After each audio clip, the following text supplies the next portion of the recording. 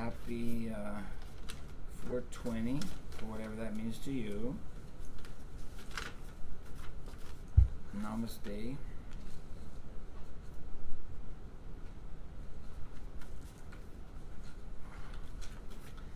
So we're currently studying the Dhammapada, and so we were talking about earlier about the different types of Buddhism, right? So the Dhammapada is part of Theravada Buddhism, which is the first turning of the wheel of Dharma, and then we'll get into a text after we do this. We'll probably study the Way of the Bodhisattva, which is a Mahayana text, and then after that Vajrayana, we'll probably get into something like the Flower Ornament Sutra. It's called the Avatamsaka Flower Ornament or Flower Garland Sutra, and you'll see it's kind of like we're climbing the staircase to higher teachings. But once you get to the top, you look down, you notice they were all the higher teachings. You know, it's just a matter of perspective. And so, whereas in Theravada Buddhism, we're talking about the difference between the different types of Buddhisms. So, like the Dhammapada and the other texts that are part of the Theravada tradition, is very much about self-liberation. It's like purifying your thoughts, you know, always seeking the best next thought or the best next action to take. Is very like self-centered in the fact that at this level you're purifying your mind. You're really trying to look inward and see what makes you tick, you know. And so it's a lot about just really getting to know your mind and seeing what's there, what arises in meditation. And a lot of times we talk about suffering, and the majority of our suffering is caused by, I don't know about you guys, but I cause the majority of my own suffering, you know. Just sitting around the house by myself, I can go from happy to sad to nervous to worried to whatever. Nobody even is there. It's just me, you know. And so at the first stage in Theravada, it's basically saying before you can help other people, you have to look at yourself and see what's going on within yourself, right? And so with the Theravada, you're choosing your thoughts, you're choosing your actions, you're trying not to do things that make you feel guilty. You're trying to figure out what kind of person you want to be and how you want to interact with life. And then in the Mahayana teachings, it's more like, okay, so you went through that, you kind of know yourself better. How are you helping others? Have you been compassionate to others today? Are you generous? Have you practiced loving kindness? All these things kind of outside of yourself.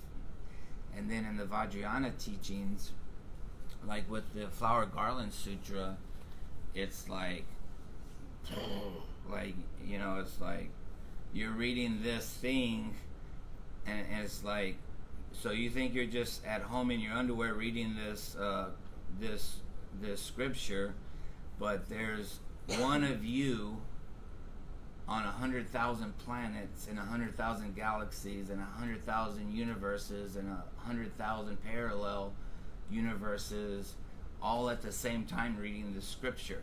You know, it's just like the limits of our consciousness, of space, of what's happening around us is multi-dimensional, and then everything is like an Indra's net, which means that everything that you do is reflected through the past and through the future and through the present. So it's just like mind-blowing once you get to that level.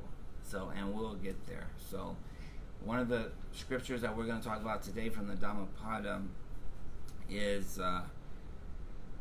it says, mindful among the mindless, awake while others dream, swift as the racehorse, they easily win the race. By watching, Indra became king of the gods. How wonderful it is to watch, and how foolish to sleep. So it's saying by watching your thoughts, by being awake, by being present in the moment, knowing your actions, knowing what you're doing, knowing what you're thinking, analyzing that, reaching for the best thought. This is how we purify ourselves, and we move further towards enlightenment. And so this one scripture says, by watching, Indra became king of the gods. How wonderful it is to watch, and how foolish to sleep. So Indra is a Hindu deity, and I'm not a Hindu scholar by any means, but what I know of it is Indra destroyed this demon king that is like a representation of evil, you know, and he had to watch and see where the best place to do battle with this demon was. And when he found out, he actually, it says that he drank something called soma, which is some kind of ritualistic drink to give him power, spiritual power, to face this demon and destroy this demon. And so for our you know, analogy, I guess you could say that these thoughts that we have that bring depression and anxiety and fearfulness and worry, that's kind of like this evil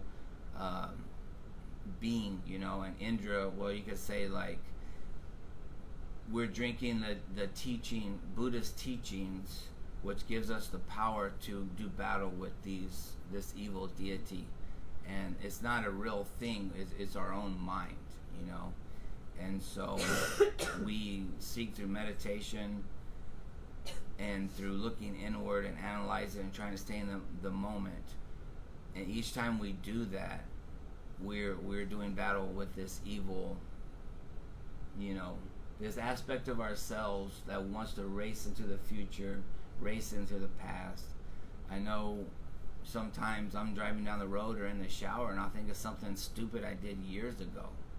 And I'll be like, oh man, I shouldn't have done that. That sucks. You know, or oh, I wish I could have done that differently.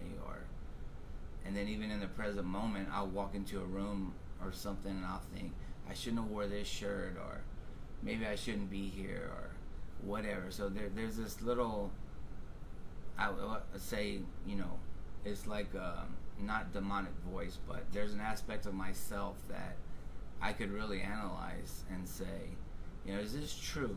Like, is this true? Like, do I really want to waste a bunch of time thinking about this when I could just be happy, when I could just be relaxed, when I could just be right here, right now, in the present moment? So that's what some of the teachings are talking about. So I'm going to read this one thing to you, and then we'll do our chanting. It says, before we do practice, remember that the Buddhist meditation is an invitation to turn one's awareness away from the world and the activities of the world, which usually preoccupy us, to enter into an inner experience of our thoughts, our feelings, and our perceptions. The real aim of Buddhist practice is to understand the true nature of our lives and the true nature of our daily experience. And I see this most clearly when we do the walking meditation, because sometimes when you're just walking, you're up in your head and you're looking around and you're thinking, and I felt it so much when I started that practice. I hated walking meditation, but then when I started dropping down into my body and focusing just on the ground in front of me and being very aware of my steps and my feet and how my body was moving, suddenly it was like there was nothing else in my bubble. And my thoughts started slowing down until it was like only me in the room and only my walking.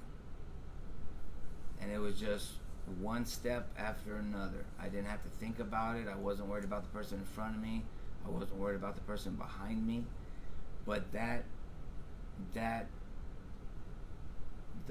getting to that point is much like our daily life. You know, we're running through life trying to get this done and that done. I gotta call this guy, I gotta return this email. I'm always looking at my phone every 5 seconds. And that's how you feel when you first start walking meditation. You're everywhere. Your attention is everywhere. But through meditation and practice, during your daily life, you can get to the point where I haven't looked at my phone in 3 hours. That's liberating. I'm not worried about who I have to call tomorrow. I'll see tomorrow, what I have to do tomorrow. I'm literally just been here interacting with somebody for the last hour and haven't thought about my past or my future. That's the difference. That's the contrast, and that's the benefit of this practice. That's why we come here and do these things, is because we're finding a way to make our thought life more enjoyable, and therefore our daily lives more enjoyable, and less stress, less anxiety, and we're moving closer to enlightenment. Does that make sense? All right. So I don't have a chant book. Can somebody throw me a chant book?